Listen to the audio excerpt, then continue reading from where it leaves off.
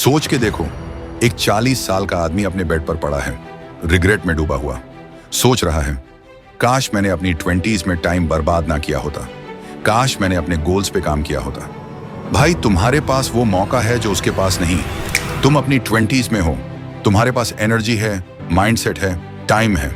लेकिन अगर अब भी तुमने अपनी लाइफ को रीराइट नहीं किया तो 40 की एज में तुम भी वही रिग्रेट करोगे। और अगर तुम नहीं चाहते कि 40 की एज में वो आदमी तुम ही बनो, तो ये वीडियो एंड तक देखना। तुम्हें लगता है तुम्हारे लाइफ का सबसे बड़ा एनिमी कोई इंसान है? नहीं, तुम्हारे सबसे बड़े दुश्मन तुम खुद हो।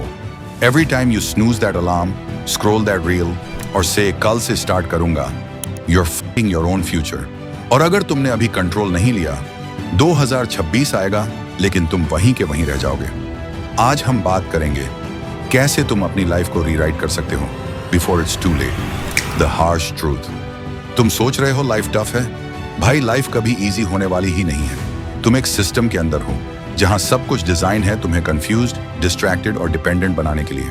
डोपामिन का ट्रैप, सोशल मीडिया का सर्कस और फेक मोटिवेशन सब तुम्हें वीक बना रहे हैं। बचपन से अभी तक तुम लोग यही नहीं समझ पाए कि ये सब चीजें ही तुम्हारी लाइफ को हार्ड और उठाकर पेल रही हैं। भले ही तुम स्कूल जाओ, पढ़ाई करो, जॉब करो, लेकिन ये बात तुम्हें भी पता है कि एक जॉब करने वाले इंसान से ज्यादा पैसा एक कंटेंट क्रिएटर कमाता है। लेकिन तब भी तुम अपनी लाइफ का कंट्रोल खुद नहीं ले पाते। फेक मोटिवेशनल वीडियोस देखकर 2 दिन तो तुम मोटिवेट हो जाते हो, लेकिन फिर उसी सिस्टम में फंस जाते हो। सब लोग कंप्लेन कर रहे हैं, मुझे टाइम नहीं मिलता।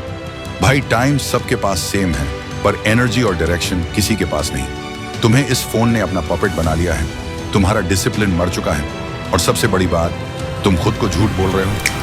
Face the mirror. सबसे पहला स्टेप है अपने आप से ब्रूटली ऑनेस्ट होना।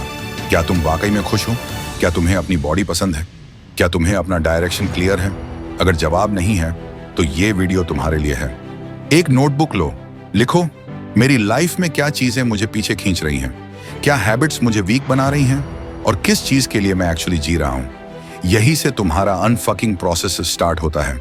जब तुम अपने झूठ पे क्वेश्चन उठाते हो, जब तुम्हें यह रियलाइज होगा कि ये पढ़ाई का जो ट्रैप है तुम्हें पूरी लाइफ सिर्फ एक पपेट बनाने के अलावा और कुछ देगा नहीं।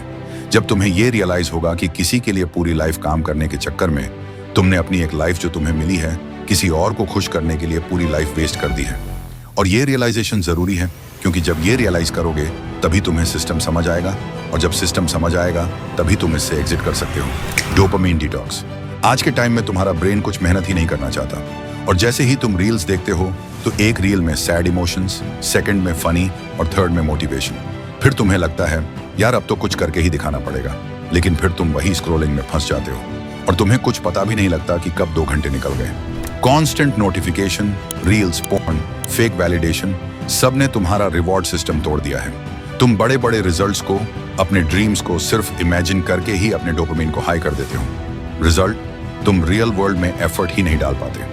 इसलिए अब ये बहुत जरूरी है कि तुम अपने डोपामिन को सिर्फ रियल वर्ल्ड की अचीवमेंट्स को हासिल करने में लगाओ। डोपामिन डिटॉक्स का बस सिंपल सा मीनिंग है कि रियल वर्ल्ड की चीजों में खुशियां ढूंढो, न कि फेक सोशल मीडिया की लाइफ में।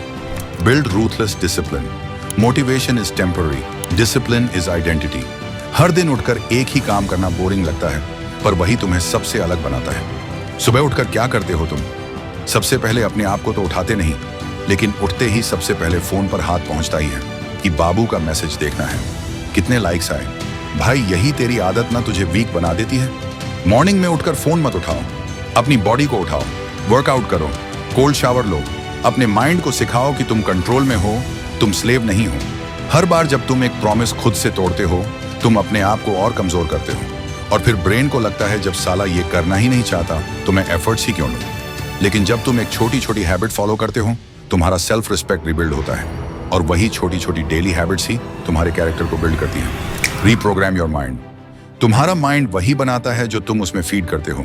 अगर तुम हर दिन कंप्लेन करते हो तो तुम्हारा सबकॉन्शियस तुम्हें विक्टिम बना देगा, लेकिन जब तुम अपनी लाइफ में होने वाले सारे इवेंट्स की डोर अपने हाथ में लोगे तो तुम्हें समझ आएगा कि हाँ, जो कुछ भी तुम्हारी लाइफ में हो रहा है उसमें दूसरे इंसानों की नहीं, बल्कि खुद तुम्हारी ही गलती है। 2026 तक तुम एक कंप्लीटली अलग ह्यूमन बन सकते हो अगर तुम्हारा माइंड मास्टर बन गया। Purpose and vision. अगर तुम्हें नहीं पता तुम किसके लिए जी रहे हो तो दुनिया तुम्हें अपने लिए यूज करेगी। तुम्हारा लाइफ का पर्पस कोई मूवी का मोमेंट नहीं है, ये एक डिसीजन है। डिसाइड करो तुम्हें लाइफ में करना क्या है। तुम्हें खुद को दूसरों के आगे एक्सप्लेन करने की जरूरत ना पड़े।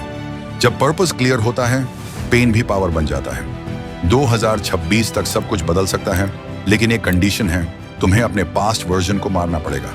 Stop being the victim, start being the weapon. ये दुनिया वीक लोगों के लिए नहीं बनी, ये उनके लिए बनी है जो अपनी लाइफ को रिराइट करने की हिम्मत रखते हैं।